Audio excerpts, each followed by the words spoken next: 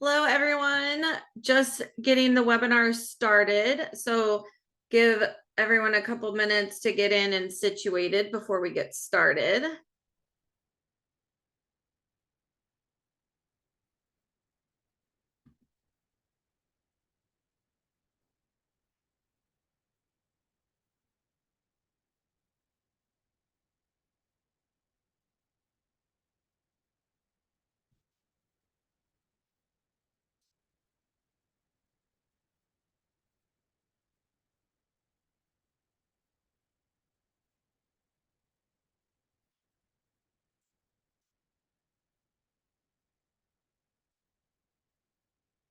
We have a small group today, so just give it another minute and then we'll get started.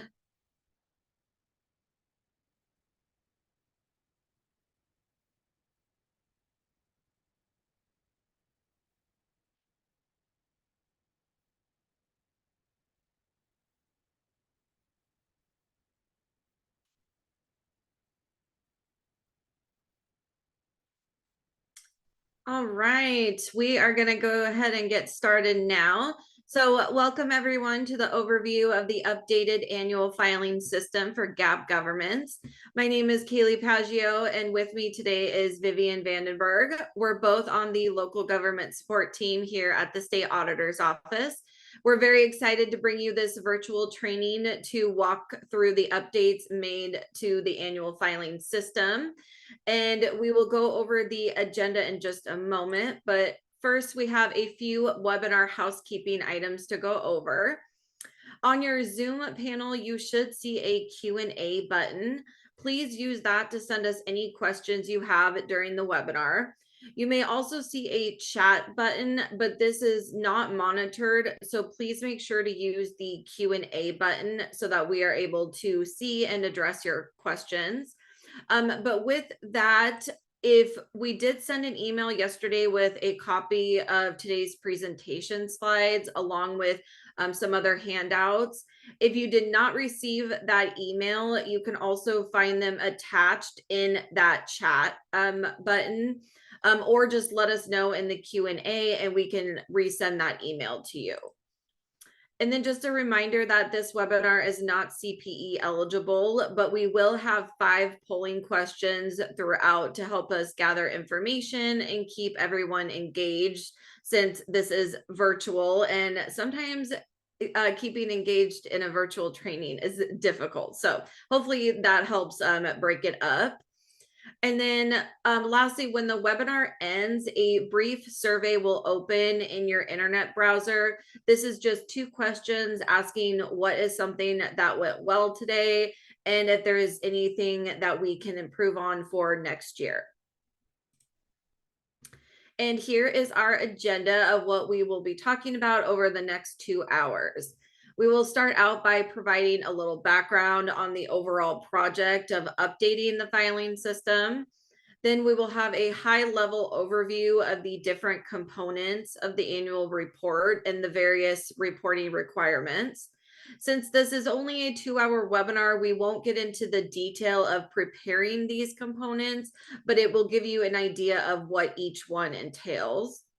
Then we will focus in on the Schedule 01 a little bit more in detail to provide examples on how the Schedule 01 is created based on your financial statements. Now, of course, this is not a BARS class, but we do want to highlight some resources in the BARS manual that will help you when preparing the annual report.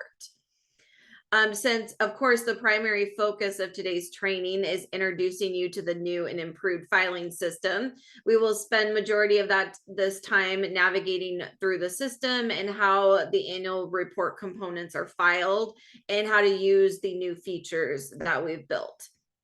And then we will wrap up this training with some new resources that are available to help with filing the annual report. And we will also take a short 5-minute break at about the 1-hour mark, just to allow people to refill waters, coffees, and just stretch a little bit. So without further ado, let's go ahead and get started with our first agenda item. This is just a little background on why the state auditor's office, also referred to as SAO, needed to update the annual filing system. The previous system was built on a program that has become outdated, which prevented us from making necessary updates and made it extremely difficult to maintain. Since we already had to make updates to the program, we wanted to take the opportunity to make some updates that would benefit our clients. We wanted to align the look and feel of the filing system with other aspects of our SAO website. And most importantly, we really wanted to create a better user experience for our clients. And our hope is that after getting into the new filing system and seeing how it works, that you'll think that it is more intuitive and just overall easier to navigate. So there is a lot you can expect with the updated system, but just some of the primary improvements we think include an overall enhanced user experience. There will be clear navigation and additional instructions, and much easier to be able to see and know where those resources are. There are new functionalities that allow you to better identify and correct errors throughout the report. And there are new and improved ways to reach out for assistance with your annual report questions, and that is all done directly in the filing system. And if you're a repeat filer, you may have ran into this issue before of the system automatically logging you out pretty frequently, but we were able to correct and fix that. So in the new system, it will not log you out as frequently. And of course, we are no strangers to that a little anxious feeling that you get when you hear the word change, but we are hoping to help ease that anxious feeling by reminding everyone that there are no changes to the information you submit as part of the annual report. Essentially, none of the content of the report is changing, just the vessel in which we collect all of this information.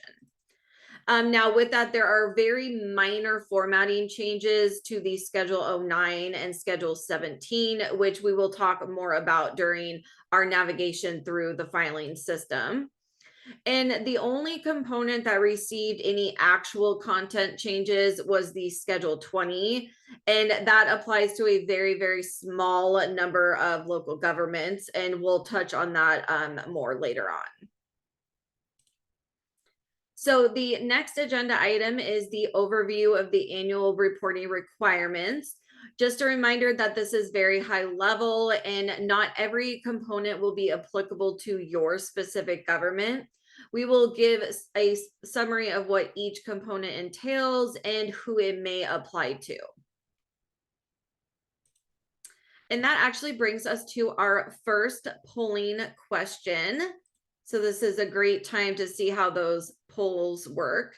So it should be up on your screen. The question is, have you ever filed an annual report before?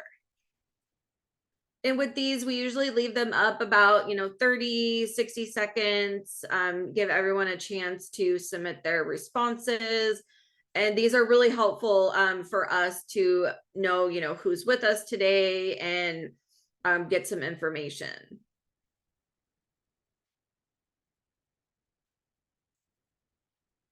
All right, give that just a couple more seconds. Okay, I'm going to go ahead and end the poll. And then we are able to share the results so that you can see how the majority of people responded. So we have a lot of repeat filers with us today, but still a good chunk of new folks. So that's a really good, well-rounded group.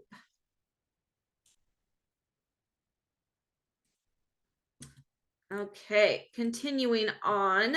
So the first step in all of this is understanding exactly what the annual report is. If you are one of those new filers or maybe just new to your current position, you may be asking yourself, what exactly is this annual report that I keep hearing about? In the most very basic terms, the annual report is a compilation of the government's financial activity and other required information such as liabilities, grants, etc. for each fiscal year. Our office is responsible for developing systems and forms for governments to submit this information to us. And we really strive to provide quality resources and trainings to local governments to help ease in this process. Every local government in the state of Washington is required to submit their annual report to our office within 150 days after the close of each fiscal year. This requirement is outlined in state law, specifically RCW 4309-230, which is why we don't have the authority to grant extensions to this deadline, since it is established by the legislature and written into state law. So now that we have that basic understanding of what the annual report is, we are going to dive into giving a brief summary of what all of the components entail. So starting out with the Schedule 01, this is the biggest component of the report, and it is required for all local governments. The purpose of this schedule is to report the government's financial activity for the reporting year, including beginning balances, revenues, expenditures, and ending balances. These are reported using bars codes to identify the specific type of activity. For GAAP governments, it's also required to report a summary of balance sheet transactions for each reported fund, and those are reported to the 800 series of codes. This includes assets, liabilities, and deferred outflows and inflows. The Schedule 01 data is also used to meet our office's statutory requirement to produce comparative statistics for all local governments in the state. This data is heavily utilized and is displayed to the public on our website via the financial intelligence tool, also referred to as FIT. And then going into the Schedule 09, this is used to report information on the government's liabilities. These are things like loans, bonds, pensions, leases, etc. If a government truly does not have liabilities, then the Schedule 09 is not required. However, we strongly encourage reviewing the 09 instructions within the BARS manual to just get an idea of all the different types of liabilities that are required to make absolutely sure it does not apply to your government. Then moving on to the Schedule 15, this is a summary of expenditures that used state financial assistance. It's important to note this schedule is for expenditures only, which means it should be reported in the fiscal year that the expenditures were recognized. Then the Schedule 16, also referred to as the SEFA, which stands for Schedule of Expenditures of Federal Awards. This is a summary of expenditures that used federal financial assistance. Just like the Schedule 15, it is for expenditures only and should be reported in the fiscal year that the expenditures were recognized. Now, with the Schedule 16, it does have a secondary component, which requires the preparation of notes to the SEFA. This is a separate attachment in the online filing system, and we will show that when we get into that section. Then we have the Schedule 21. This is used to collect information on how the government responds to risks for liability, property, health, unemployment, etc. Governments will be required to answer a few questions directly in the filing system. And those responses will determine if the full Schedule 21 is required or not. But it is required for all governments to answer those questions in the filing system. So that will be a required step. And then we have some other requirements for GAAP governments. So the reporting requirements prescribed by our office are consistent with the national standards of financial reporting prescribed by the GASB. These requirements for GAAP local governments include basic financial statements, including notes to the financial statements, requires supplementary information, including the MD&A, and then also any supplemental schedules. And these are required to be submitted with your annual report for all GAAP governments, regardless of size and government type. So in the Schedule 22, this most likely doesn't apply to anyone in today's training, but just in case, the Schedule 22 is a questionnaire that is typically required for governments who receive less than $300,000 in annual revenue, or is a specific government type that's required to complete this, and that is all outlined in the BAR's manual. Luckily, there is no guesswork for this component, so we already know who it is required for. So it would automatically be included in the filing system when you create your report if it is required for you. And then there are some reporting requirements that are only applicable to cities, towns, and counties. The Schedule 17 is applicable to both, but may not be required for your specific government. This is really heavily driven by RCW. So if you're unsure if it applies to you, our recommendation is to review the BAR's manual instructions and the applicable RCWs. But essentially, the purpose of the schedule is to collect information on public works projects performed by public employees. And then the last thing in this section is the Schedule 20. And this is, again, only required for a small number of governments. It applies to rural counties. This is also heavily driven by RCW and is used to summarize a county's use of sales and use tax resources and be able to demonstrate compliance with the applicable state laws. And if this does apply to you, to anyone here today, we did send out a training a few weeks ago to go over the specific updates made to this Schedule 20.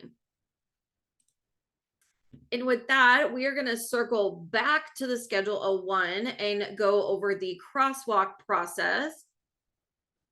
This will help illustrate how the Schedule 01 ties to the government's financial statements. This is really designed for special purpose districts, but overall, it's still helpful in understanding how the Schedule 01 works for GAAP governments. And if you are following along, these are with the handouts. This is when the handouts for governmental and proprietary funds would be useful if you want to use those to walk through this section. So we're going to look at the crosswalk for GAAP proprietary funds first, because there are some special reporting requirements that only apply to these fund types. Depreciation, depletion, and or amortization for each proprietary function is required to be reported separately to the applicable 501 BARS codes. These are included in the operating expenses, but they do have their own unique codes. So it's really important to make sure that you're using the applicable 501 BARS code. And an important component of the Schedule 01 for GAAP proprietary funds is the memorandum accounts for debt and capital. These are required to be reported, but are provided for informational purposes only. These do not impact the Schedule 01 for the balancing requirement because they are not included in the filing system calculation for total expenditures. This information is critical in comparative statistics because without the use of these memo accounts, it would look as if no GAAP proprietary funds had any debt or capital activity, which would just not paint a very accurate picture. So that is a little background on these memo accounts and why they are so important. So that leads us into our crosswalk examples. So this is an example of a crosswalk from the statement of revenues, expenses, and changes in fund net position into the Schedule 01. The image on the left of your screen is a snippet of the statement of changes for a GAAP water district. And on the right is a snippet of the Schedule 01 template. And again, if you are following along in the handout, the red number on the statement of changes corresponds to the red number over on the Schedule 01 example. You'll notice that some of the red numbers are duplicated, which indicates amounts that need to either be consolidated or separated into further detail for reporting on the Schedule 01. So looking at the statement, you will see the red number 1 for water sales. Then over on the Schedule 01 example, you'll also see the red number 1. So you would take that $3 million amount and report it over on the Schedule 01 for water sales and services revenue. Then moving down to operating expenses, I just wanted to point that depreciation and amortization lines, which have the red number 3. These will need to be consolidated and reported over on the Schedule 01 to the applicable 501 VARS code for water utilities. So you can see kind of how that crosswalk process is going to work. And then one good double check here to confirm the Schedule 01 accurately ties to the statement is the total operating expenses on the statement in that purple box should be the same as the total amounts reported over on the Schedule 01 example, also in that purple box. So that is just a good like double check to make sure that that crosswalk process worked successfully. I did see just a comment really quick about the handout is slightly different from the presentation. The images are the same, but in order to make it more or better for the eye, I did have to break them out into smaller screenshots and break them out throughout some different slides. So there's a little difference, but the handout actually has more detail in it. So, but the concepts are all the same. And then before we move on, if you remember those memo accounts we just talked about a few minutes ago, I wanted to point out a couple of those on this Schedule 01 example. As you can see with those 2 red arrows, these line items are for debt and capital outlay, but you won't find that information on this statement example because they aren't reported there. But do remember it is required to be reported on the Schedule 01. And again, it's for information purposes only. So we are still talking about proprietary funds, but let's move over to the crosswalk from the statement of net position to the Schedule 01. You will see on the Schedule 01 example, there is the series of 800 codes that we had mentioned earlier. These are used to report the government's assets, liabilities, and deferred outflows and inflows. You will follow the red numbers on the statement, just like we had previously mentioned, and where they correspond to on the Schedule 01. So looking at this statement, you will see 2 line items with the red number 8 for cash and cash equivalents. So those would need to be consolidated and reported to the corresponding line on the Schedule 01. A good double check here as well is the amount on the statement for total current assets should match to the total reported to the red 8 and 9 over on the Schedule 01. So this is just a visual to see the total current assets, what that amount is, and that should match to the sum of line items 8 and 9 on the Schedule 01. So we are going to move on into the crosswalk for governmental funds now. I'll probably move just a little more quickly through this one because the basic concept is the exact same, but the governmental crosswalk is just a little bit more simplified. So on the left of your screen, you will see the snapshot of the statement of revenues, expenditures, and changes in fund balances for a GAAP health district that reports as a governmental fund. Then on the right of your screen, you will see the snippet of the Schedule O1 template. So again, same thing as before, the red numbers on the statement correspond to the red numbers over on the Schedule O1 example. So let's look at the first line item over on the statement. This is for licenses and permits. Now, depending on what exactly is included in this, there may be multiple bars codes used on the Schedule O1, but just to simplify for purpose of this training, we are going to lump it all into other non-business license and permits over there on the Schedule O1, just so you can get that feel and understanding of that crosswalk process.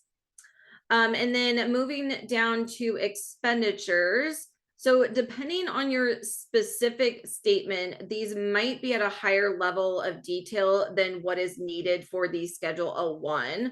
You will want to either separate or consolidate amounts. So you're reporting salaries, benefits, supplies, and services, then any debt or capital as it applies. So you can see on the Schedule O1 how those expenditures are broken out. And so you would just need to do a little bit of triaging and separating or consolidating for purposes for the Schedule O1. So the last thing in the crosswalk is the balance sheet into the Schedule O1. Again, we have those same red numbers, and looking at the statement on the left, you'll see there are two number 9s, which would be consolidated to report one line item on the Schedule O1, as you can see there. Then looking at the total liabilities with the number 11, this is just copied right over into the Schedule O1 as shown there. So that's a just, copy that amount over there. And that concludes our crosswalk section of today's training. I know that's kind of a lot of information. If you have questions, please feel free to submit those into the Q&A. We will take a moment after each section to go over any questions that are outstanding. But I think I addressed the one that we had, so I am going to pass it to Vivian to get us into our next agenda item. Awesome. Thank you, Keely. So we're going to go ahead and just move into talking about our online bars manual just briefly. There are some areas that might be useful to you as you all start to prepare your annual reports. So I first just want to be sure that you're all aware of the various sections really within the manual that you'll at least need to be familiar with when you're actually compiling the report. So our manual is broken down into the 4 sections that you see here on your screen, and each obviously has its own purpose. We're going to talk shortly just about what is actually available to you and what you can access in each of those areas. But I do just want to make sure I share with you and point out that because it's online, you can access it from wherever you sit. Back in the day, it used to just be in a binder, probably sitting on someone's desk. But now any and all of you can access any portion of the bars manual at your leisure whenever you're really excited to look at an accounting topic. Just because it is in the online manual doesn't mean that you can't print it though. So if you are still somebody who wants that big binder to sit on your desk at work, on your kitchen table at home, you are still allowed to print the bars manual. There is a very special print button that we can point out to you today. We find that a lot of folks find this useful when they're trying to take notes and share that with the other people in their department if you're a larger government. So know that that option's out there for you. Well, let's talk about where you can actually find our manual. So everything we talk about today is going to be under this bars and annual filing tab. And this page just right here, this is our main landing page. So if you just drive over to our website, this is what you'll see. You're going to hover over the bars and annual filing tab to find this long, lengthy drop down of a lot of wonderful options. But we're going to just start with the BARS GAAP manual. You can see there are two manuals that our office publishes, but if you're in the room today, we're talking about the GAAP one. So this is the main landing page when you drop into here. And there's a lot of information, right? You're probably already like, whoa. But we're starting out with the chart of accounts section specifically. So over there on the left, you can see those are the different sections that we just started talking about initially. We've got a chart of accounts, and then below all of the drop down expanded list, you'll see the budgeting, accounting, and reporting sections too. So we will talk about all of those, but starting out with the chart of accounts, I'm just going to point out to you the couple of areas that you'll probably use the most while you're starting to compile your report. So the BARS account export option, so this first one right here, super duper duper helpful. And I always tell folks, if you've been in a training with us before, you've probably heard this, and we usually take every opportunity we can to say it. But always visit this page and export your chart of accounts. That seems like a silly thing to some of you for me to have to say, but there are updates that do occur within the chart of accounts, sometimes on an annual basis. And so you're definitely going to want to make sure before you start doing your Schedule 01 that you do have the appropriate and most accurate BARS account codes for your government type. So keep that in mind. If you haven't done it yet, go ahead and jump out there now and do it. All of the updates occurred during the month of December. So those have already happened a couple months ago and they've been live. The other one that I'm going to point out to you is this determining operating and non-operating revenues and expenses for proprietary funds. This is a portion of the annual report that you're going to have to do. And I'm not going to talk about it right now, but I do just want to point it out. If you do have questions when you get to that section of the annual report, this page is really helpful. So I just want to point out where you can find it. So the next section we're going to talk about is the accounting section. And this section we totally nerd out about over here. Kaylee and I, our team does a lot of stuff in this section.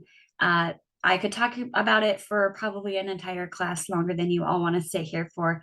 But the one I'm going to point out to you today is really just the awards page. So it's located almost at the bottom of the list. We know that all of you, probably all of you, have awards out there, whether they're federal awards, state awards. We know that it's out there, and this is a pain point for a lot of folks as they're trying to get everything compiled and ready to file for their annual report. Definitely check this page out. Our specialist within the office, she works a lot with federal agencies just to be sure that we have the most accurate guidance for all of you as you try to prepare your annual report. So definitely a lot of information out here, but it's all got its own special place, and it's pretty organized. So check that out if you have any questions about federal awards or anything like that that you have to report to our office. And then the most popular section while you do your annual report is the reporting section. Of course it is. When you are getting ready to do your annual report, you're going to be clicking in here a lot. Let's just say that. Maybe you've realized, though, that there's a required schedule for your government and you're not quite familiar with it. Maybe you haven't done it before. It hasn't been required. Well, this section right here, it gives you all of the instructions that you're going to need to fill out any and every schedule that's required. So definitely make sure you pay super close attention to this. A couple of sweet spots in here is going to be the supplementary and other information. Kaylee mentioned the Schedule 09, which is required to be filed by everybody in the state. The instructions for that schedule, they're found under here. So definitely check that out. If you're not familiar with it, maybe you're just new to having to do that portion of the annual report. This is the honeypot for that. You're going to find everything you need there. And then the other one, just the SAO annual reports schedules. This is going to include anything that is just simply required to be submitted to just our office. So this is outside of your general financial statements, MD&A and notes, and anything that you might need in there. There's a lot in there. So go ahead and check those out too. Oh, and then this last section, actually, I think I said reporting was last, but actually the alerts and changes. So when I was just talking about the BARS account export page, I mentioned that there are updates that happen and sometimes it's to those codes. but there are always on an annual basis updates that hit our accounting manual. And all of those changes, some of those are issued through alerts. Most of them are just done in our annual update though, which happens, like I said, in December. And any and all of those updates are captured under this tab here. So if you did file last year, well, welcome back. Any of the changes from last year to this year's report, though, they're going to be captured under this reporting year 2023 page. I highly encourage folks to just hop out there and familiarize yourself with what's been updated and what's new. It's definitely helpful if you're just simply new to the process, but it's really helpful also if you're somebody who's what you might call a more seasoned or a more veteran filer, just so you can make sure that you're up to snuff and up to par before you hop into the annual report itself. So let's see some more website goodies. So BARS reporting templates, these are not necessarily captured in the BARS GAAP manual though. So if you'll look on the left of your screen, you'll see that what's illuminated in orange, it's called BARS reporting templates. But it's not the BARS GAAP manual. So you'll see that you're not in the GAAP manual anymore, but actually you're just on this page. Any and all templates that have to be filed with our office are located under this page right here. This does include all of the most up-to-date templates. Note that I said up-to-date. Come out here and snag the most up-to-date template before you start going on the annual report. These are areas that also get impacted by the annual update for our office. So if you're trying to use something that maybe you used last year, the odds of it being allowed to be uploaded, maybe it could, but there might be some updates to it. So just to save yourself the headache, come out here and grab the new templates for that. We want to make sure that everybody's got what they need. Let's talk about some of the templates that are here though. So everybody in the office, everybody in the state, excuse me, does have to file the Schedule O1, and there's a template for that. So if you are at a government and your accounting software does not have a Schedule O1 that you can just export, there's a template out here for all of you. So you'll see that list over there on the left. Note that if you're a general purpose government, so a city, a county, or a town, there is not a template for you. You essentially get to use all of the BARS account codes that are available. And so there wouldn't be any most commonly used things that we could put in a template for you. But in addition to the Schedule O1, we've got over here on the right, the schedule is designed for online filing. So the Schedule O9 template, that's out there. You can see it right there. If you're needing to get that, you just click that blue font and it's going to open up the Excel spreadsheet for you to go ahead and punch all of your data into. Again, make sure you come out here and get all of this. These are the templates truly designed to be uploaded into our system. So if you think like, oh, I've got this, I'm an Excel guru, I can program my Excel spreadsheet to do exactly what the system wants. I would encourage you, I've been humbled before, so maybe don't go that route and just come out here and grab the template. You'll save yourself quite the headache. And it doesn't look like any questions came in while I chatted. So Kaylee, I'm going to toss it back over to you to talk a little bit more about the system. Yes, I am so excited. This is selfishly my favorite part of our little 2-hour webinar, because now we are going to dive into navigating this updated filing system. So if you haven't already been in there, this is just going to introduce you to what you could expect once you do get in there. So but first, we do have our next polling question. So I'm going to go ahead and launch that. And this is the perfect polling question to get us started with this agenda item. How excited are you about seeing the upgraded filing system? Oh, good. 100% said very excited. Just kidding. I'm not going to skew the survey results. Give that a couple more seconds.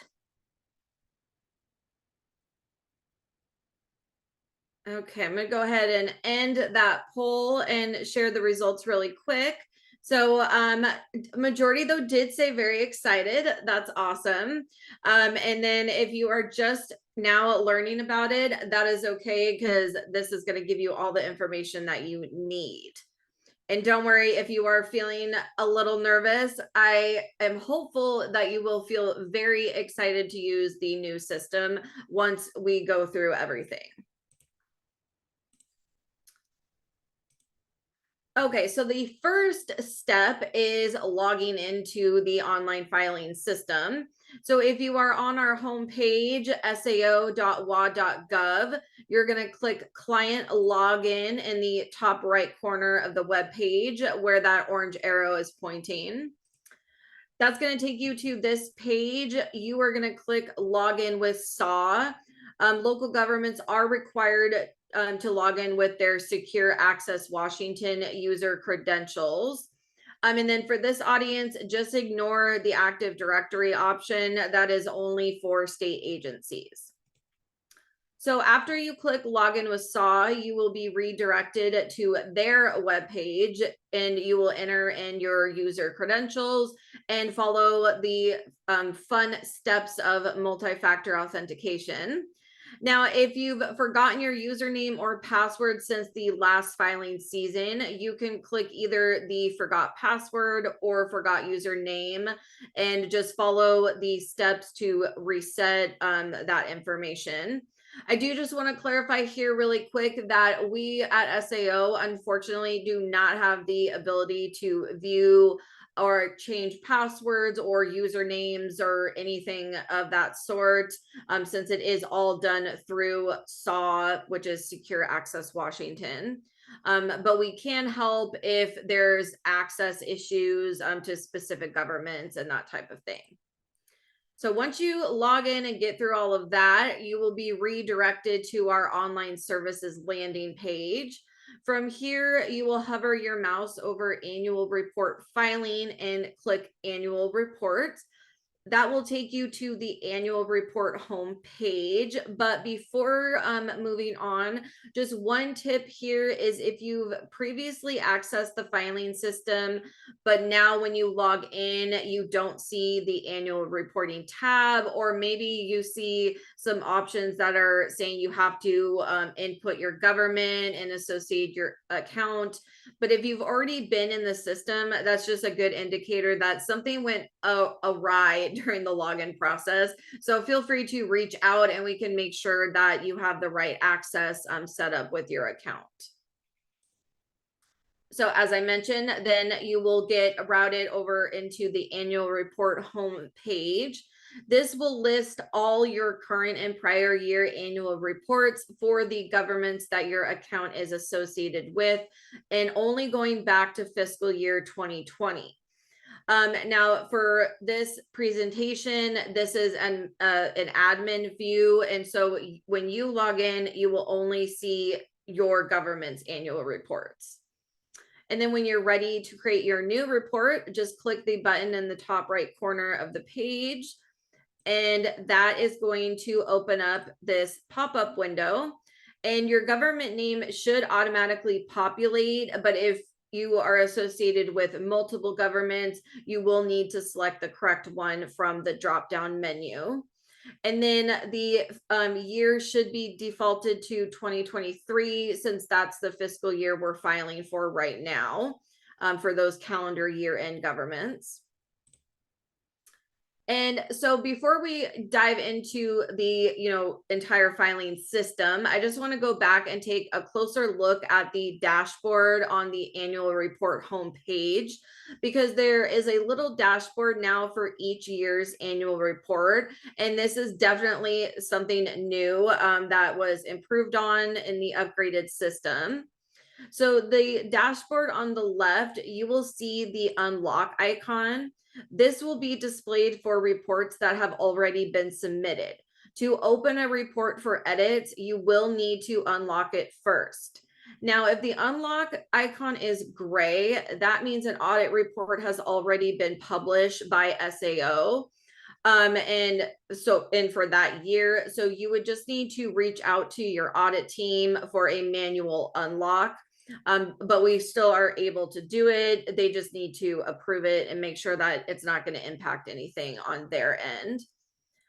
And I also want to point out that you should only unlock the report if you're actually needing to make edits. If you just want to view the report, you can click anywhere in the dashboard other than the unlock button, and that will open the report as a view only read. And so then there's no concerns about accidentally deleting something or changing something that you didn't want to. Then on the dashboard on the right, this is a report that is in progress. So you'll see the edit icon. This is also what you'll see after a report is unlocked. So you just click that and it would open up your report and you can make the edits. And there are just a few other features here that I want to go over really quick. When a report is submitted by the deadline, you will receive a little thumbs up to indicate it was on time, and it's our way of saying good job and thank you. Now, if it was submitted past the deadline, don't worry, you will not get a thumbs down icon. That was originally in there, and we're like, oh, it's a little harsh. So we didn't include that, and it will now just say how many days it was late. So that is a nice little thumbs up reward. And now this gas gauge looking thing is a task tracker. So it's going to show your progress throughout the filing process. It will show the number of tasks completed out of the total number of tasks required to complete the report. Now, just a note that the last task is submitting the report. So you will not see 12 out of 12 until the report is officially submitted. Then the last thing new here is displaying the total number of required and warning errors in the report. When we get to talking about our resources and things later on, Vivian is going to talk about these in more detail. But essentially, this is just a good way of seeing how many errors are in your report, and without having to sift through all of the different steps and pages. It's just right out there, easy to see. And if that task tracker, if you are someone that likes a to-do list, that was made for you. So now this is just a visual to-do list that you can tick off as you get through your report.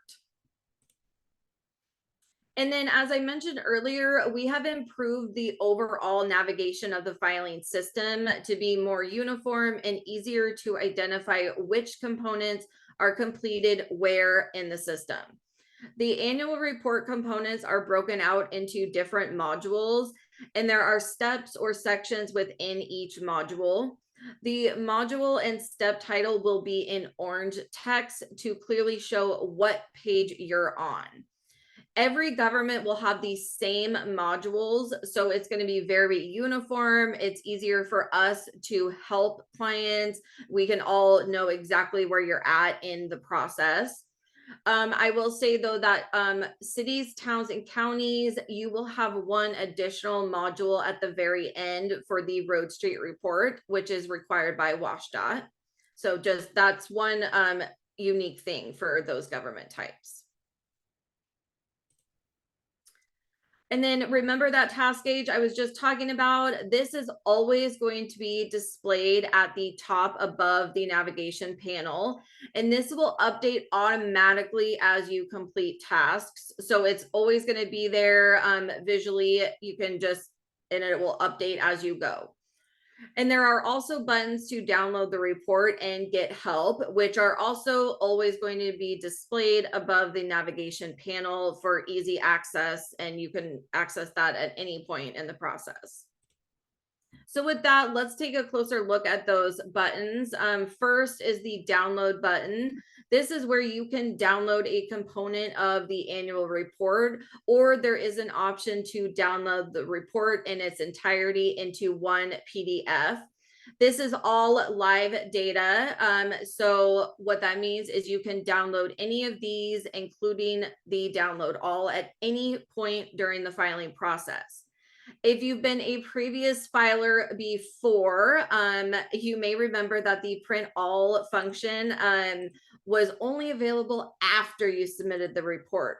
We got a lot of requests asking us to make that available before the report is submitted so that clients can review everything and make sure it all looks good. So that is now a feature within the updated filing system. Moving on to the help button, and this is just the various ways you could receive help during the filing process. The chat support is letting you know where to find the live chat feature, which will be a red ribbon at the bottom right of the web page.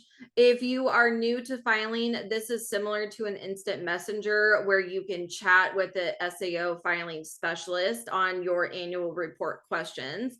Now, this is only available during peak filing season, which is March through May. So just a note that the live chat is not in the help button, but this is just a reminder of where you're able to find that.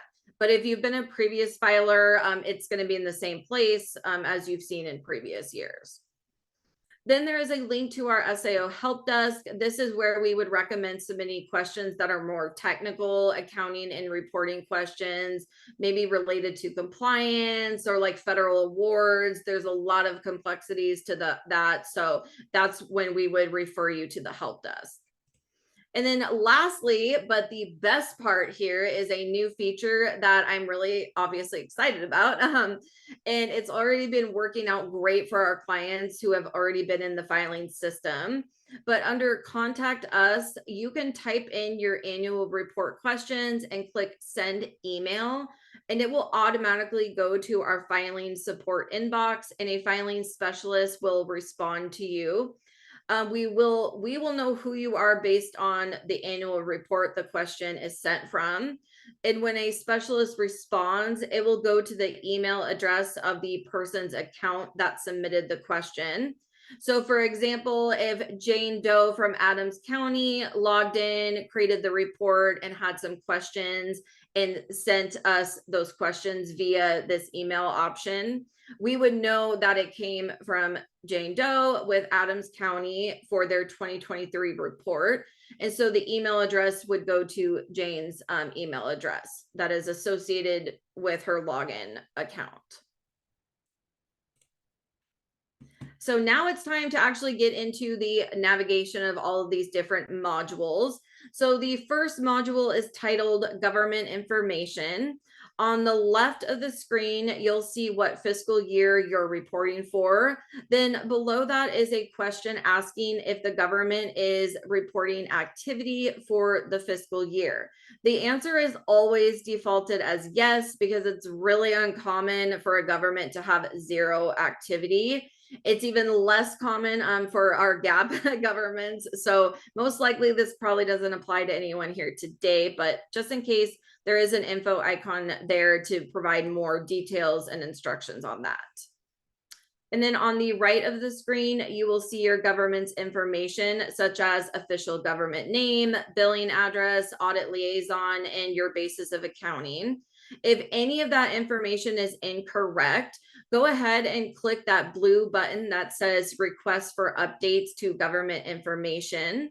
And then a pop-up window will open as shown here. Once that opens, just type in what needs to be updated and click send email. This will automatically go to the SAO technicians who are responsible for maintaining this database. Just like that help email, you don't even have to leave the filing system. You can do all of that right directly in here. Then the next module is titled Revenues and Expenditures, and this is where the Schedule 01 is filed. You will see there are two blue buttons to upload your completed template, or you can add the data manually. If you click the upload schedule button, this pop-up window will open with instructions on how to import the Schedule 01 file. And when you first create the report and you go to this module, this upload pop-up window will automatically open. But if you're not ready to upload, or maybe you prefer to add the data manually, you can just close that and continue on, and it won't cause any issues. And within that pop-up window, we do provide links to the templates page in the BARS manual for further instructions on preparing the schedule. Then once you're ready, just click that select file and choose the file you want to upload. But let's say you prefer to add the Schedule O1 data manually, you would just close that pop-up window and click the Add Line Item button, and you would enter each line of data individually. If adding multiple line items, you will need to do this process each time. So just a word of caution, it might not be the most efficient method if you have a lot of data to enter. Most likely a template is going to be much more efficient. And then once the data is uploaded or added manually, all line items will appear in the data table. If you've been a previous filer, you may remember seeing multiple pages that you had to click to navigate through the Schedule O1 line items. But now everything is all in one place. You just need to scroll up and down directly in the data table to see all of your O1 data. So it really is a one-stop shop kind of thing now. And then at the bottom of the data table, there is some summary information that includes the total number of line items, total number of errors. And so this is just going to keep updating as you go, and you can keep track of where you're at in the process of triaging and fixing errors. So looking at the data table just a little closer, if a line item has an error icon, you can click the line item and all the errors associated with that specific line item will appear below as shown here. In this example, there are 3 required errors for this line item and no warning errors. And then you can also edit or delete individual line items. And if you are needing to delete multiple line items, I would recommend just re-uploading a revised Schedule O1 because it will overwrite the existing data. And that is much easier than having to delete, 20, 30 line items individually. And then these 2 icons are for the download and filter options for the Schedule O1. If you ever forget which one is which, just hover your mouse over it and it will indicate what the icon is for. So looking at the download icon first, this allows you to download the Schedule O1 as a PDF or Excel file. Then one new thing here is you can now download the Schedule O1 in the template format. Now, this might not be heavily used, especially if you've already uploaded a template.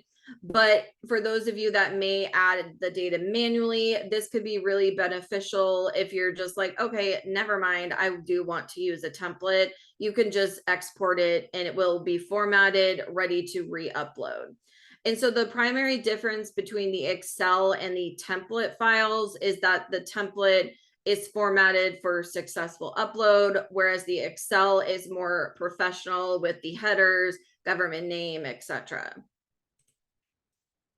So now let's look at the filter option. And I think this is going to be really nice for those larger governments or governments that have a lot of data. You can now filter the Schedule O1 for specific BARS account or object code or fund number, and the filter results will appear in the data table below. So in this example, I am wanting to only look at my fund 401 because I think I accidentally duplicated something in this fund. So as you can see, I type in 401 into the field for fund, and then in the data table, I would see only the line items that have the fund number 401. And then once I am finished reviewing these, I would just clear the filter fields and then all of the data would reappear. So you've probably seen these in the previous screenshots and wondering what these are. So these gray headers are located on the right of the data table, and we are going to look at each one of these in more detail. Before we do that, though, I do want to point out that each of these three categories are collapsible. So to collapse or expand, you just click within the header. If you don't have any errors or variances, then all these headers will be collapsed, since there wouldn't be anything to display. But if there are errors or variances, it'll automatically be expanded so you can clearly, see what's going on. And then each header also has a blue information icon. This is going to be super, super helpful, especially for those new filers. This will just explain what each of these categories are, and tips and guidance on where to go if you need additional help. So the line item errors category includes errors that are associated with specific line items on the Schedule O1. There are toggle features within this category that allow you to filter each error listed, and the filter results will display in the data table. So in this example, you can see I am only wanting to view the line items with the error invalid bars account. I have clicked the toggle button to turn it on. As you can see, it turns blue, and I know it's small print, but it does say the word on. So you can clearly see that the toggle is on. And then in the data table, I would only see the line items with this specific error. And to view all the line items again, you would just click the toggle button to turn it off. And looking at general errors, these are errors that are not associated with a specific line item. It would apply to the Schedule O1 as a whole. So these are errors that possibly impact multiple line items, which is why there are no toggle features here. But the filter function could be really beneficial here. In this example, I see that my fund 401 has multiple names. So I could use the filter to just view my 401 fund and narrow down where the inconsistency is. And if your Schedule O1 results in a variance check error, the fund and variance amount will be displayed in a table within the variance check category, and it separates out the required and warning errors. This really reduces the amount of clicking back and forth trying to identify the variance amount and which fund it's in. So, and again, the info icon here is going to be really helpful because it explains what each of these variance checks are, and what is included in them, so you can better understand what might be going on. And if you want to look at the all of your funds, no matter what the variance is, you just click those blue report links, and it opens up in a pop-up window. This is very similar to the previous filing system, but now it is all in one place. So when you're done viewing this, you can just close it, and you would still be on that same Schedule O1 step. And for cities, towns, and counties, you will see an additional step within this module. This is a summary step. This is just for information purposes only. And so variances here aren't going to cause any issues with submitting your report. It's really just there in case you need it.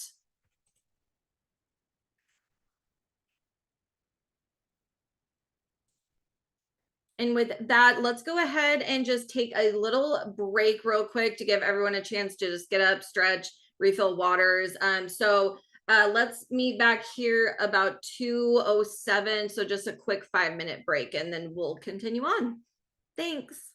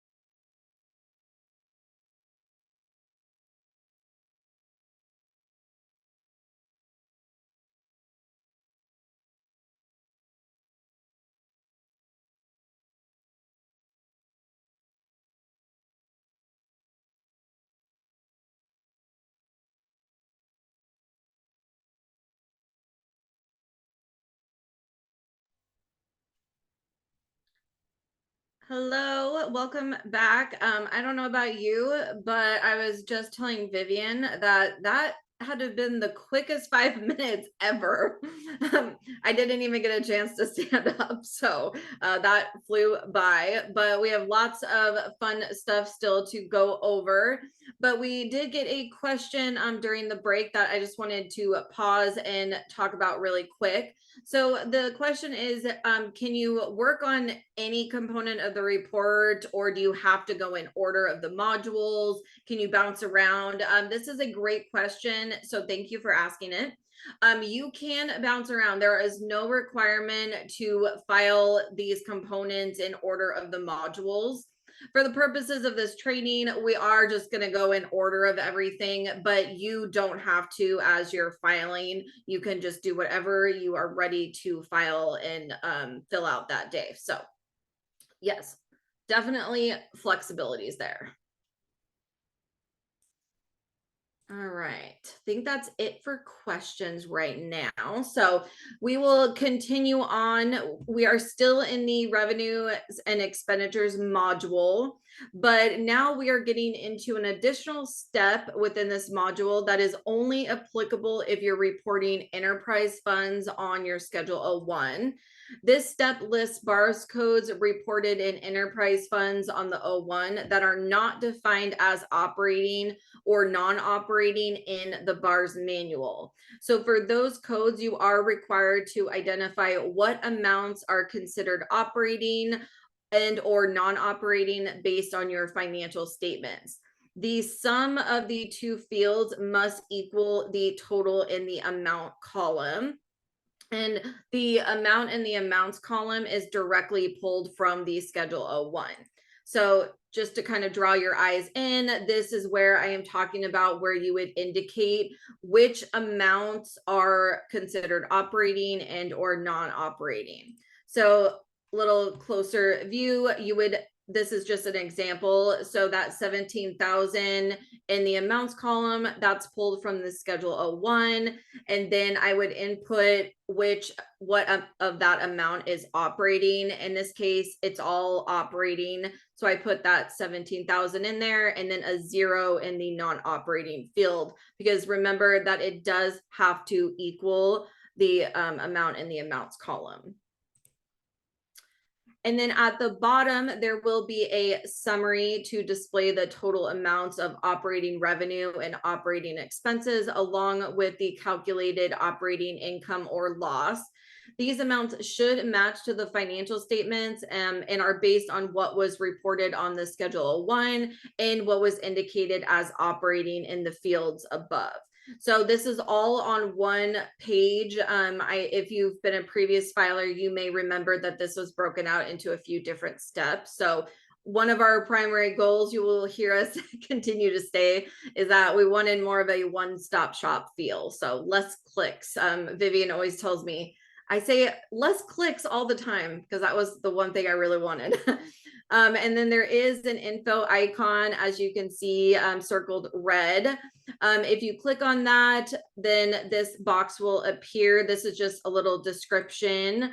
And then in that little here button, you can open a report that shows all of the operating bars codes and what codes were included in those summary totals. So that was a lot, but now we are finally finished with the revenues and expenditures module. And I know you've been listening to me for a while, so now it's time to turn it over to Vivian. All right, give you a break to catch your breath, get some water down. All right, we're going to talk about the liabilities module, which, as you can see, it's really just the next one in the line. So we moved out of revenues and expenditures, and now that liabilities module is illuminated in orange. That just tells you that's where you're living in the annual report. So step one, the Schedule 09 instructions. That's always the first page you're going to land on when you come into the liabilities module. There's these awesome instructions included here. There's a warning note, and then there's also an info icon. So let's talk a little bit about all of those. The information icon, that's going to give you all of the information to the Schedule O9. And it's also going to provide you with a link to the Schedule O9 section so that you can get any answers that you might have. You are, though, required to answer yes or no down here at the bottom when you pop into here. So there's a couple situations that might land your government in a defaulted yes response here. So you just started the annual report and you decided you wanted to start with liabilities, I guess, maybe, and you realize yours is already selected yes, but you haven't selected that and you can't change it. So that's a little head scratcher, right? Well, I'll tell you why it's not. So the filing system knows two things in the background. And one of those things is that if in the prior year, the government that you're filing for had an ending balance that was still to be paid down on your liability schedule, it knows that then you obviously have a beginning balance and it wants you to report that. So that's one way you're going to be defaulted to yes. The other one, which is actually also addressed in the warning indicator that we saw just a second ago, the second reason you could be defaulted as yes is if you're a participant, in the Department of Retirement Services pension plans. The filing system is super tricky and sneaky, and it already knows that. And so it is requiring you to report those liabilities to our office. So just a few things of note there. If you are shocked that you're getting defaulted to yes, that warning indicator and warning message is going to give you a couple links to the pension liabilities pages in our BARS manual so that you can read some of the information related to that liability. Okay, so say you've answered those questions. Yes, you have a Schedule 9 to report to us, you have liabilities. This is the next step. So it is going to give you this pop-up window and tell you that you have two options here. You can either upload the completed template or you can add your line items manually. So these two options were also presented to you when you're on the Schedule O1 page. If you're not quite ready to actually upload any of the data here, you can go ahead and just hit that little white X in the top there. You could close this pop-up window. It will come back up every time you come here until you import any of your data. But if you're not ready yet, just go ahead and close it and go ahead and do whatever else you need to go do next. So if you do elect to do all of your line items manually, that's fantastic. This is the entry page that you are going to be presented with. The data that's collected here is all of the same data that you're going to be required to input on the template. So there's no benefit to doing one way or the other, quite frankly. Sometimes governments have a little bit less schedule, they've a little bit less liabilities to report. So it's just easier for them to pop it in here instead of going out and getting the template. So the first thing I want to make sure I point out is the drop down available for debt type. You do need to be sure that you are selecting the appropriate debt type for the type of debt that you are required to report to our office. If you accidentally click the wrong debt type, the ID number, which is the second option with the drop down there, the ID number that you need won't be presented to you. So a lot of the time we'll get questions that say, I don't see my ID number available.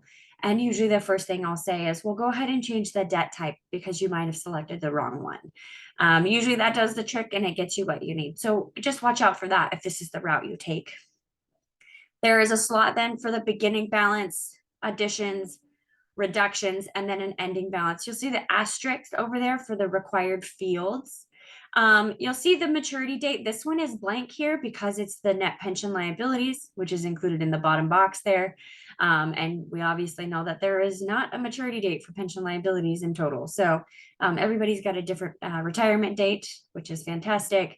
When you're done with all of that, go ahead and just hit that line item, add line item button at the bottom in the blue there so that you can actually see your data in the data table. So once you've hit add line item, you're going to drop into this page. And this probably looks a lot like the Schedule O1 page, which like Kaylee said, it's very uniform. That was the whole point of this.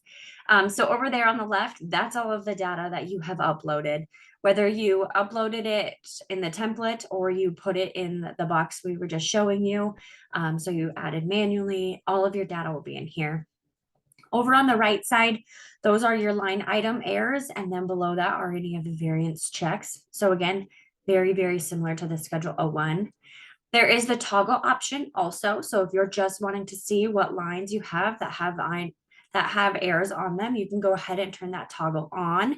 You can see that the toggle is off on this view, and therefore you're viewing all of the lines of data over there on the left in the data table. But let's take a quick zoomed in view at the variance checks headers.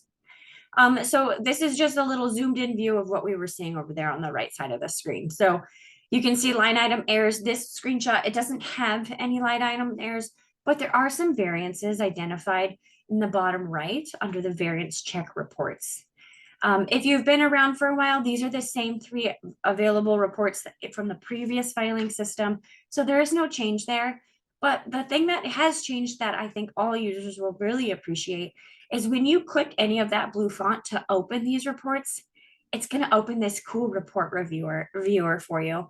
And you can see in the top right, once you're done looking at this report or printing it or whatever you need to do, and all those options are available in this view, you can just close it and it's going to drop you right back to where you were. So it's a lot less clicking back and forth. You used to have to go to a different page to see this before. So it definitely is a lot more user friendly, and it's kind of just that one-stop shop view. Just to talk about what's viewed on this report though. So on the top, this specific one, you can see that that is taking all of the Schedule O1 payments. So any of your principal payments that you reported to our office through your Schedule O1, it's looking at those. And then on the bottom there, it's looking at the reductions that you reported on the Schedule O9. So it's really just comparing, hey, you said on your Schedule O1, you made $405,000 in debt payments, but on your Schedule O9, you said you only made $42,000 in debt payments. And so there's a grand total variance identified at the bottom there. And all the reports kind of have a similar layout view to that. If you're not sure exactly what you're going to get out of that, I always forget to mention this, but you'll see the little info icon. It's kind of hidden back there in the gray now, but that info icon next to where it says variance checks, it lists all of the 3 reports available, and it describes all of the data that's included in each of the various reports. So if you're not sure exactly what you're going to get before you open them, but you've got some variance on all of them, go ahead and hover over the info icon to determine what you want to look at first. Okay, drum roll, please. I feel like that's relevant here. We mentioned earlier during our webinar today that there has been an update to the Schedule O9 template. If you're new here, which I think there were some people who are new to the filing process, really all you're going to want to see is this next little screen. But if you filed last year, you're probably remembering that giant orange column, and it stared you right in the eye, and it taunted you, maybe made you cry because you weren't sure what to put there. Well, it was collecting data that we don't really look at. There's no use for analysis on our end for it, so we've just removed it. This specific template, though, is definitely one you need to go out to that VARS reporting templates page I talked about and grab the new template.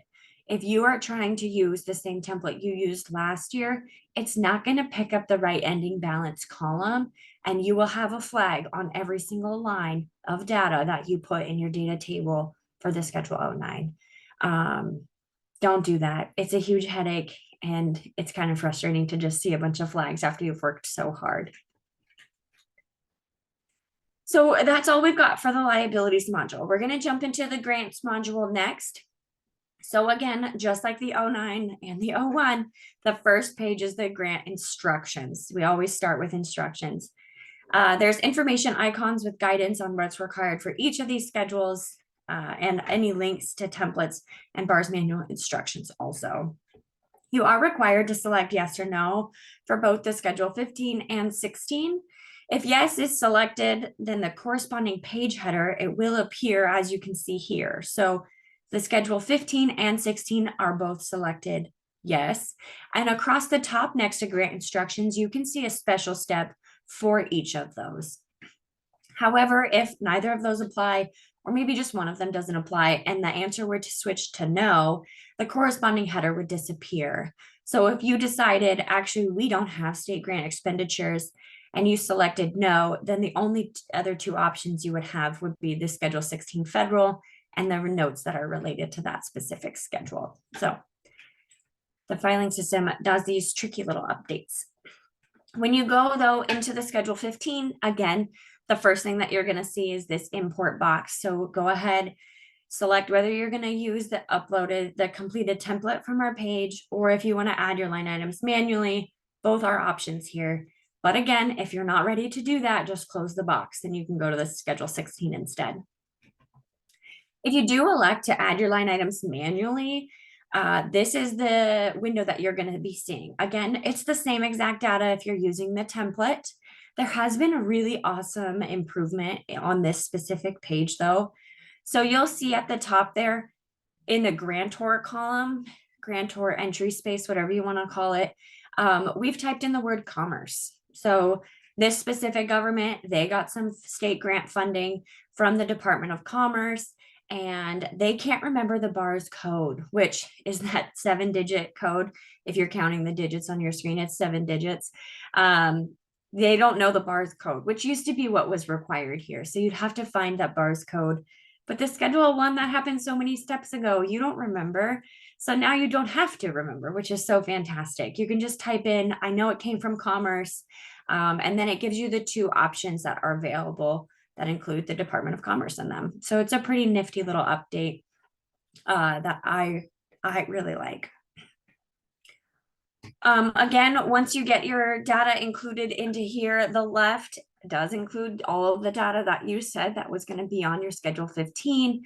And then over on the right is your line item errors. There are minimal potential line item errors for this specific schedule. So we don't have any examples to show you here, but there is an information icon over there if you're wondering what it is that could be over there. The schedule 15 is a fast one. So the schedule 16 is the next one. Again, here's your import box, just like all of the other steps. Select how you're going to get the data into here and go forth and conquer. The first thing that we're going to show you though is if you have selected to add your line items manually. So what you're going to do here is you're going to punch in your ALN number. So if you've been around for a long time, it used to be called the CFDA. It is an ALN now and forever, I think, at least. I don't get to make that call.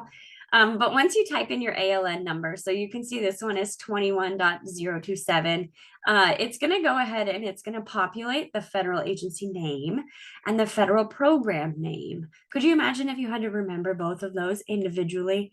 It takes a little bit of brain power. So the filing system just does it for you. It's super nifty. You're going to want to go ahead and punch in if this was a pass-through grant. So maybe it didn't come directly from the federal government, but you know it was federally sourced.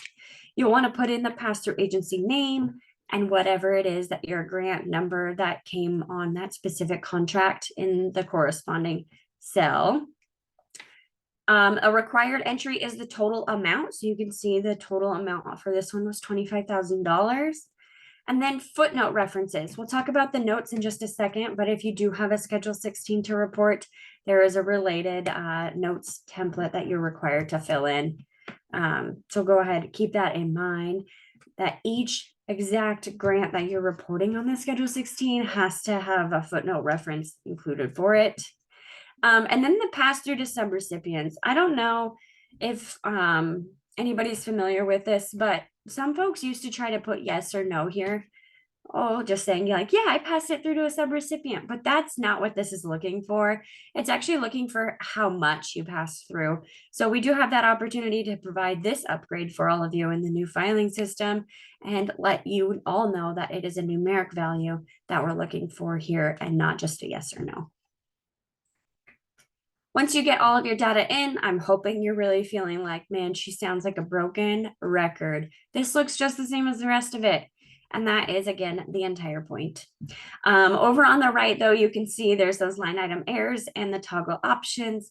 I don't know if we've talked about it yet, but those edit and delete options, which are like right in the middle of the screen here, you can edit the line items right there in the filing system, which is super nifty. Or if you just want to start over, you can obviously delete each line. Not necessary, but you can if you want. Moving right along, I did mention that there are notes required for this specific schedule. Those notes, they are able to be copied and pasted out of our bars manual, and then you can put them in a Word document or however it is that you'd like to prepare them, and upload them into our system. So when you get to this page, you're going to hit that select files box over there on the left. Go ahead and rifle through the documents saved to your computer. I always encourage people, make sure you save them in a place that you can easily find them, so that you can get the right thing and know that exactly what it is you're trying to upload. Once you upload it, you can still see the name of what the file is. So you can definitely tell this is the Schedule 16 notes for this specific year, for 2022. Maybe your naming convention was very similar last year, and the only difference is the year. Well, maybe now you need to do 2023 and not 2022. If you notice that, though, you can click that little X over there on the far right, and you can just delete those notes and go back to the drawing board and re-upload the correct ones. So keep that in mind. And that brings us to our next polling question. So the polling question is, what type of government are you associated with?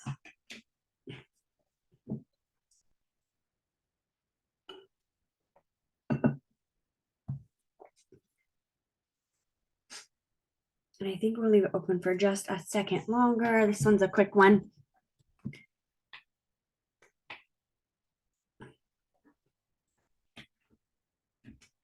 All right, and it looks like, wow, all right, we have almost half and half, really. There are some counties in the room though, so thanks for joining us. But most of you all are from a city or a town or your special purpose district. So special purpose district do make up the majority of our local governments. So it's really not a surprise here. Okay, we're gonna keep trucking along. We're done with the grants module and we're going to jump into this additional schedules here. So this is really the only thing you have. I want to make sure I say, if you jump into this step and you don't see a question here, that means you are not a city, town, or a county. And that is because the Schedule 16 here, where you are required to answer yes or no, is only applicable for those government types. So if you're a special purpose district, this isn't going to be here for you. If you are a city, town, or county, you'll see this question. And again, you are required to select yes or no, whether or not you're going to be filing a Schedule 17. If you don't know what that is, though, there is the information icon and you can figure out exactly what data is expected on that. All other governments, you're just going to see these two steps. So you can see now at the top, it just says financial notes, RSI, and then Schedule 21. So special purpose districts, this is you. You are required, obviously, to give to us your financial statement package, which does include all of your notes, RSI, all of the goodies.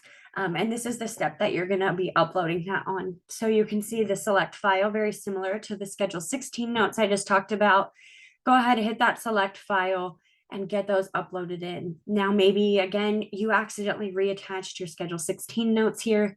You obviously know that that's not what this step is looking for, but that step won't tell you that. So you need to make sure that you double check the name of your document that you've attached here and that you've attached the correct one. If it's wrong, again, just go over to the right side of the screen and delete it. You do have the opportunity to upload into here multiple attachments. Obviously, we like to see your package in one neat little package with kind of like a bow on top. But if you have your RSI separate or something like that, you can attach multiple files here. And I think that closes me out so that Kaylee can talk about Schedule 17. Thank you. All right, I'm gonna just kind of quickly go through the next couple components so that we have plenty of time to talk about some new resources that are out there. So the Schedule 17, again, the content of this is not changing, but as I mentioned earlier, the method in which we collect it is updating. So this used to just be an attachment in an Excel or a Word document, but we have changed how it is inputted. So focusing on counties right now, there is a new template in Excel for part 1 of your Schedule 17. As you can see, content is still the same. It's just in its own template. And then, like Vivian has said, this is all going to start looking really familiar. It's very uniform. So you're just going to select the method in which you want to import the county part 1 of the Schedule 17. So the manual input will look like this. So you just input those applicable fields.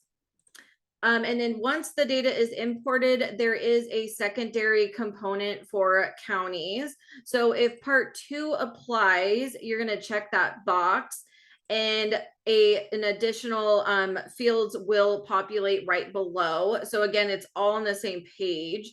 And this is the same information that's always been collected with part 2, but it is going to require you to input it directly in the filing system. So there is no upload or anything for part 2. And as you can see, there's info icons for each field to give you information on what is expected there. And there are some fields, as you can see, are they're pre-calculated based on what you input into those fields. And then going over to cities and towns, this is going to be really straightforward. It's exactly the same as the counties part 2. So for you guys, cities and towns, there is no template. It's just going to be inputted directly into the filing system. But it is less work. There's no need to go out and find the template, fill it out, and then attach it. You just input the fields right in here and call it good. And then the Schedule 20, as I mentioned, this is a unique component required for rural counties, heavily driven by RCW. We do have a separate training out there for this specific component. If you haven't already watched it, you can find that in our training and workshops page. And then moving into the Schedule 21 section, this will automatically be included for everyone's annual report, since you are required to answer these questions directly in the filing system. Your responses here will determine if the full Schedule 21 is required or not. In this example, you can see that little red message at the very bottom. It says that it's not applicable, so you would just continue on. Now, if it is applicable, you would see this instead. So this provides you the option to attach your Schedule 21 form and also a link to download the template for that complete form. Moving into the other attachments module, this is truly just a place of comfort. Nothing is required here. This is really just a placeholder if a government needs or wants to attach something that wasn't already asked for in a previous module. Now, as GAAP governments, this used to be more utilized if your financial statement package was broken out into separate files, because in the previous system, you could only attach one file for that step. And so if you wanted your notes or MD&A separate, you may have been attaching those in the other attachment step. But now, just like Vivian had mentioned, multiple files can be attached in the additional schedules module. So you can do everything there now.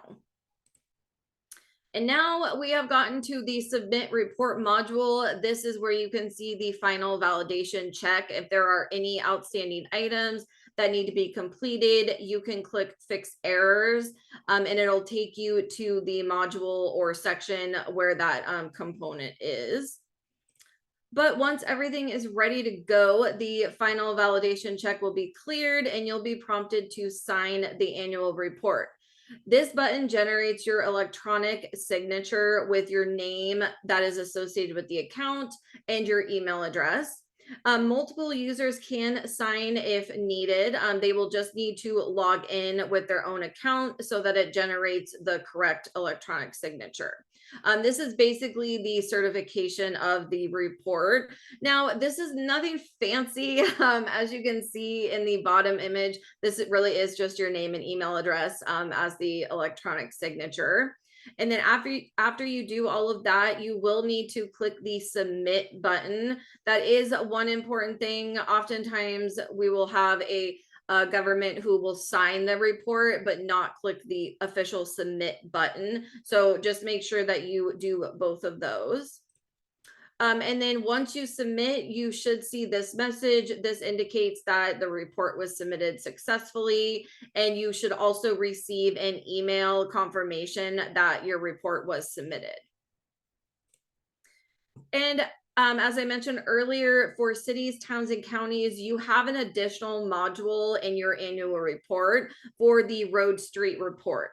This report is prescribed and required by the Washington State Department of Transportation, and we are only the collectors of the data on behalf of WashDOT.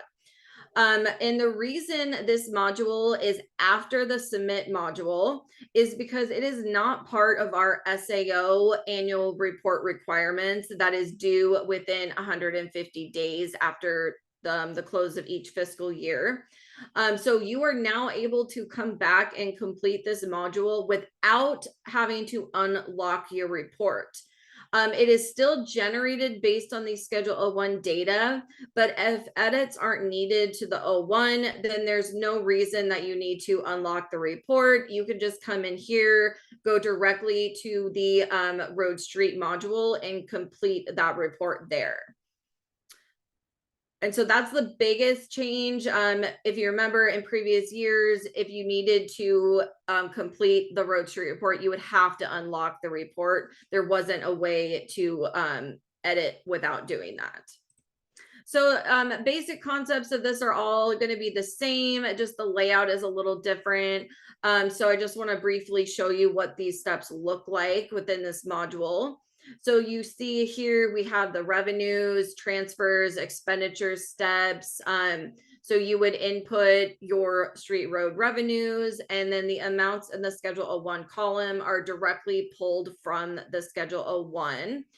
And I'm not going to go into the transfers and expenditure step because that all is the exact same as previous years. But I do want to quickly talk about the report summary step. This will show you the total revenue and expenditures for the street road function based on what was entered in the previous steps and what was reported on your Schedule 01. You can view and export your road street report, which I highly recommend doing and saving a copy for your records. This is really important because if you, let's say you complete this right after you submit your annual report, but 6 months later you find out, oh, there was an error on my 01, I need to go back and fix it. That is going to overwrite the road street report data because it is all generated based on what is submitted with the Schedule 01. So in that case, you would at least have a copy of the road street report that you could send to WashDOT instead of having to redo it. So definitely view and export that and save it for your records. And I don't see any questions right now, so I am going to pass it back to Vivian to talk about some exciting new resources out there for you. All right, thanks, Kaylee. So we are going to just cover some of the other things that we are up to during the annual report season that you might find helpful as you start compiling the report and you just get ready to rock and roll on that. But first, we're going to go ahead and do what I think might be our last polling question for our session today. So we want to know what type of annual report training you all prefer. We obviously want to be sure that we are meeting your expectations and your needs, and we can offer a wide variety of options for you. So go ahead and identify what your first, second, third, and fourth choices are out of the 4 that are offered.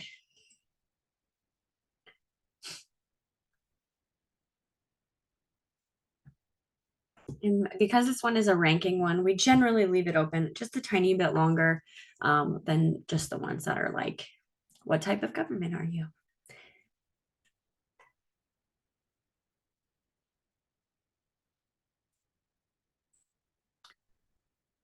All right. T. Just gonna give it a couple more seconds. Sounds Don't want to repeat of closing these too soon because this is really valuable information for us.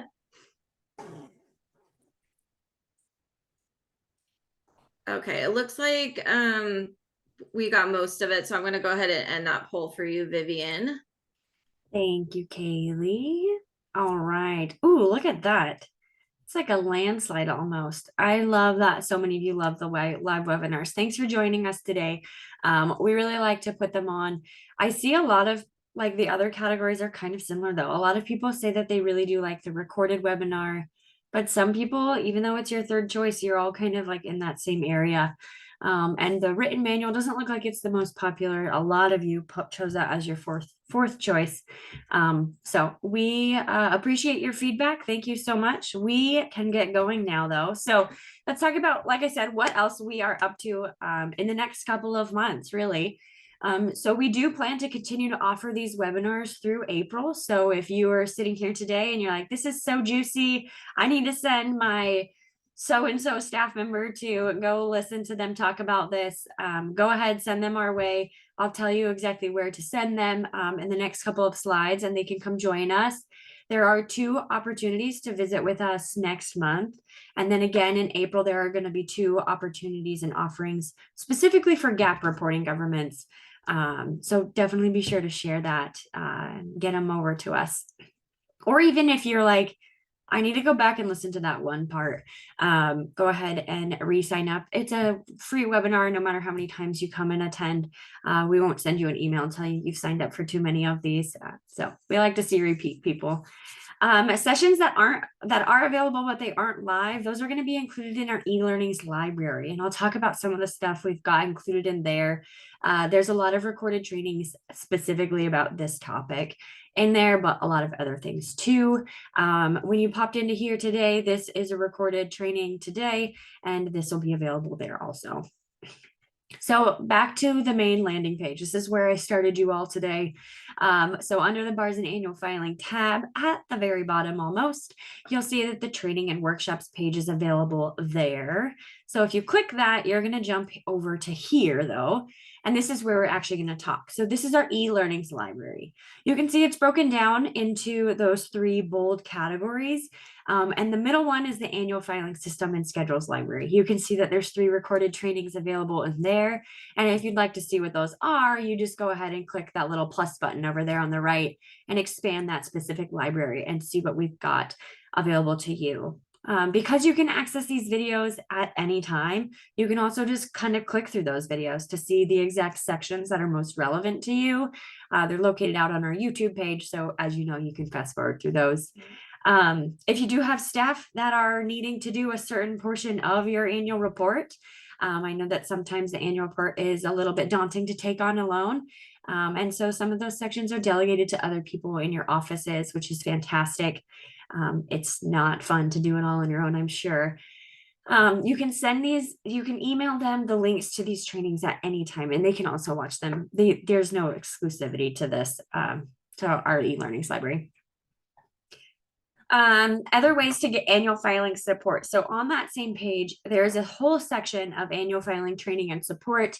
The webinars that you're in today and the webinars we're going to continue to offer, that was probably found under that webinar section. You can see when this screenshot was taken that the registration was not open yet for our 2024 webinars. But I really want to drive you down to the bottom part of this page, the filing support. We do offer one-on-one filing support for local governments, and these requests and appointments are taken by request only. So you do need to reach out to us at the email that's located at the bottom of the screen. So if you visit this page, you can just go ahead and click that little button and it'll open an email for you. Go ahead and let us know what exact portion that it is you're needing assistance with, and we can get you linked up with somebody in our office to get very specialized and one-on-one meeting support for those specific areas. Definitely check those out and utilize them if you're new or you have a new schedule to file with us. We're happy to talk to you at any time. Another resource area you're going to want to go ahead and check out is the Bars and Annual Filing FAQ page. There's a lot of new stuff out here, and it's really just going to give you a few new resources that have been prepared by the folks in our office. Really, I should say Kaylee, she's awesome. She does a lot of this in the background, so go ahead and give her a thanks if you do end up using one of these. We're going to talk, though, about these two new ones right here in the middle, the handbook and the error guide. So the handbook, I know a lot of you said this and picked this as your fourth option, but it is out there because we know that some people do still like to use these. So we have prepared at our office an entire handbook that gives you step-by-step navigating the filing system. You can print these out. Super awesome. This was recently published in like the last week, I want to say. So definitely hot off the press and new. Go ahead and check it out if this is something you're interested in at your government. And then an error guide. This is similar to the previous flag description guide that was available for the old system, but with the refreshed system, we just went ahead and updated our error guide to just match what it is exactly that we have now. A quick glimpse at the handbook that is available. So if you cruise out to that resource page and you open this, this is what it looks like. You can see that it's available in PDF. So like I said, go ahead and print it out. If you're just waiting, you're like, I'm retiring in 2 years, somebody awesome is going to sit in my chair and they're gonna want to know all of the things I know about the filing system. Printing this out and writing all of your notes in it is like just the best thing that you could give somebody that's going to replace you in the future. But you also only do this annual report once a year. And so sometimes it's nice to write down those little notes and tips that you learn as you're going through it. So this is also just a little glimpse of what's actually in there. So you can see there's an entire annual report overview of all of the components. So pretty much everything we've talked about today is going to be included in here. And you can see there's some really awesome screenshots that show you exactly where to go and click to navigate yourself through the actual system. So it's super user friendly and it's intended to be just the best resource. But the error guide. So previously we did talk about how there was a red flag and a yellow flag, but those terms have been retired. So they're not just sitting next to those terms, I promise. We're not adding more errors or anything like that. They're just replacing them. So what used to be a red flag is now called a required error, and what used to be a yellow flag is now called a warning error. And the difference really is that a required error is something that you must correct before your annual report can be filed. So when you get to that submit annual report module at the very end, you won't have the opportunity to sign it if you have any required errors that need to be corrected. The filing system will not let you pass go. It will not let you collect $100. You have to go back and you have to fix those things. And then those warning errors, those are really just presented to you as possible errors in your annual report. I like to tell people that they're kind of like asking you a question, like, did you mean to report this? Now, there's obviously no way for you to tell a computer yes or no, I did mean to report that, or I didn't mean to report that. So it's really just posing that to you, like, hey, just check this out. But if you're confident in your data, you can just go ahead and skip over that and keep trucking through the annual report. Just a glimpse at the error guide itself. So over there on the left, you can see that there's an entire section just for the Schedule 01. So you can see it says required errors, and then under that Schedule 01, and then the module where that schedule is. So you can see it's in the revenue and expenditures module itself. In the blue bars that you see there, though, that's going to tell you exactly what the error is that you're getting. So the first one is the funds don't balance. So the filing system is doing all sorts of calculations in the background and all sorts of edit checks for you. So it has identified in this case that the funds that you reported on the O1, they aren't balancing. It gives you a tip for how to resolve those ones. And then at the bottom of that specific section, before you get to the next error, it gives you links out to the BARS manual where you can go find additional information.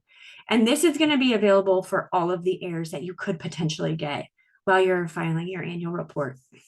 You see over there on the right, the Schedule 09 is also included there, which is super fantastic. Now you can tell that each schedule that is available, all of the errors that you could get with each of the schedules is identified in this error guide. So it's super helpful if you do end up getting any errors in your annual report. We gave you a little sneak preview, so hopefully everybody's ready to click. But we also want you to rank your top choice, second choice, third choice, and fourth choice on how you prefer to receive help with your annual report. We do talk about all the different ways that you can get help with your annual report. So we just want to know what works best for you. If you like a phone call, a video call, an email, or the live chat function. Kaylee, did I miss it at all? Did you cover when we what the live chat function is for anybody who's new on the call today? I just briefly did, but this is a good time to just kind of recap as we're letting people fill in their responses. But live chat is the instant messenger directly in the filing system. So this is like, oh, I'm filing. I see that it's on. I just have a quick question, and it's just an instant message. So you'll get a response almost immediately. Of course, you might get a message that says, one moment because we have 100 of live chats going, but it is really nifty. So, and I'll go ahead and end that for you, Vivian. And this is our truly last poll. All right, here's the results. I see a lot of people chose live chat as their top choice. So I don't know if you were saying that because that was where we started talking about it, or if you really do like this. But we really like to see that. It was a top choice and a second choice for a lot of folks, but a lot of you like an email as your top and second choice too, which I can see there. All of the options that are listed here are options we do offer. So I guess I probably should say that. We're not going to take one of these away if it's not as popular as the rest, but any route that you'd like to communicate with us during the annual report process, when you have questions, just let us know. If you want somebody to give you a video call, you want to talk to us face to face, we're happy to try to fit that into our schedule. So we'll definitely do what we can to accommodate. But that takes us to this last little bit. So I hope I have everybody's attention and people didn't close out the webinar early, because I think some people need to make sure that they write this down on a sticky note that they're not going to lose on their desk. But it is a leap year, which is only every few years, right? So the annual report is actually due by Wednesday, May 29th, 2024. So again, it is still 150 days after the fiscal year end for all governments. Majority of the governments in the state of Washington are calendar year. So this May 29th is one of our bigger pushes. So definitely just keep in mind, if you filed last year, you're like, oh, it was May 30th. That's great. Well, that extra day in February just bumps us up a day. So write it down that this is it. We are here to answer your questions until the very end, though. So if you're filing on May 29th, I'm sad for you that you're still down to the wire, but we're here to answer your questions in a few different ways. So we obviously want to let you know that you can email us, and this is our email address at the top of the screen here. So lgcsfeedback@sao.wa.gov. Any of your annual report questions can 100% go to that box. There's a lot of folks in there that are triaging your emails, and they are getting you to the most qualified individual to answer your question. Otherwise, if you have specific accounting questions, which we know those come up during your annual report process, we typically route those to the help desk. And we do that because there are very specific specialists, I'd like to call them, within our office that have been researching and studying those specific accounting topics. And those are definitely the most qualified people to answer your question. So if you do have a very specific accounting question and you've emailed us at the email address here, somebody might ask that you submit it through the help desk instead. So keep that in mind, keep it on your radar. I think that concludes our session today. I don't see any pending Q&As. So I just want to let everybody know that there is a survey that will pop up once we end our webinar, and it's really just brief. It's 2 questions. We're just hoping to get a little bit of extra feedback. Thank you also for doing the polls that we've had for you today. Just give us a few little ideas what you did like and what we could improve in the next time that we put on these trainings. But otherwise, thanks everybody for attending. It's been a fun 2 hours, and I'm sure we'll talk to you while you're doing your annual reports.